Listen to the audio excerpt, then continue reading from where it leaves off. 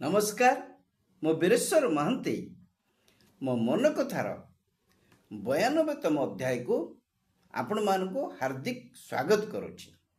आज एप्रिल 23 तारीख यूनेस्को द्वारा समग्र विश्व रे आज एप्रिल 23 तारीख को विश्व पुस्तक दिवस रूप में पालन करा जाउछि। आज एही दिवस पालन अवसर रे एक कथा कह जे पुस्तक जो पुस्तक आम अध्ययन करुचु तार विषय वस्तु गुड़ी को गभीर भाव में अध्ययन करवा, मातृभाषार उन्नति कल्पे कार्य करवा एवं विभिन्न प्रकार भाषा बाबद मध्य जानिबा। मुख्यतः आज दिवस रे किछि बही पढ़िबा एवं सेई सांगसाथी मेଳରେ से बही बाबद किछि आलोचना करवा आज ए विश्व पुस्तक दिवसर उद्देश्य। मु आज ए दिवस रे गोटे पुस्तक जहाँ को मु आगुरु अनेक थर पढ़ी फकीर मोहनकर गल्प स्वल्पर प्रथम भाग मात्र 10टी गल्प ता धरे अछि। जार गल्प रेवती आरंभ होइछि एवं जार गल्प बाबाजी रे धुलिया बाबा रे शेष होइछि। प्रत्येकटी गल्प कालजयी गल्प। से गल्प गुड़िक है रेवती, पेटेंट मेडिसिन, रांडी पुओ अनंता, गारुड़ी मंत्र, अधर्मवित्त, सभ्य जमीदार, बीरेई विशाल, डाक मुंशी, सुना बहु, धुलिया बाबा।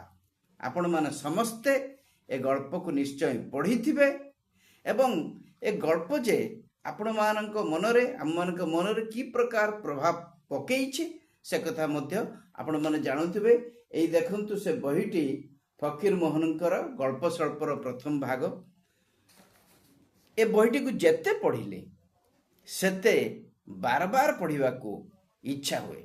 एमती अनेक पुस्तक अच्छी जहाँ को पढ़िले बार बार पढ़ा को इच्छा हुए। आज यही पुस्तक दिवस रे मोर समस्त पुस्तक प्रेमी, बहीर प्रकाशक एवं जो माने बही पढ़ा को भल पाती समस्त को मो हार्दिक अभिनंदन करुछि। जीए बहीटे पढ़े से बहीर मजा जाने। कह जाए बही जे आज बही पढ़े काली से देशर भविष्य हुए, काली से देशर नेता हुए। पढ़िले हमको ज्ञान मिले एवं ज्ञान मिले ज्ञान रु आमे शक्ति आहरण करूँ। एणु पढ़ा निहाती जरूरी। पढ़ा बहीटे जितेबाला हाथ में आम धरू आपण समस्त लक्ष्य करथिबे जो नुआ बहीटी आम हाथ में धरू तार बास आमको मोहकित करे, ताठू बेसी मोहकित करे। ता मध्य जो ज्ञान जो से बही आमको वितरण करे ताको पढ़िले आमको जो ज्ञान मिले से आमको बेसी मोहकित करे। एणु आज डिजिटल जुगर मध्य बही खंडिया हाथ में धरिले जो आनंद मिले से कथा कौन सी जंत्र रे मिलिबो नाही।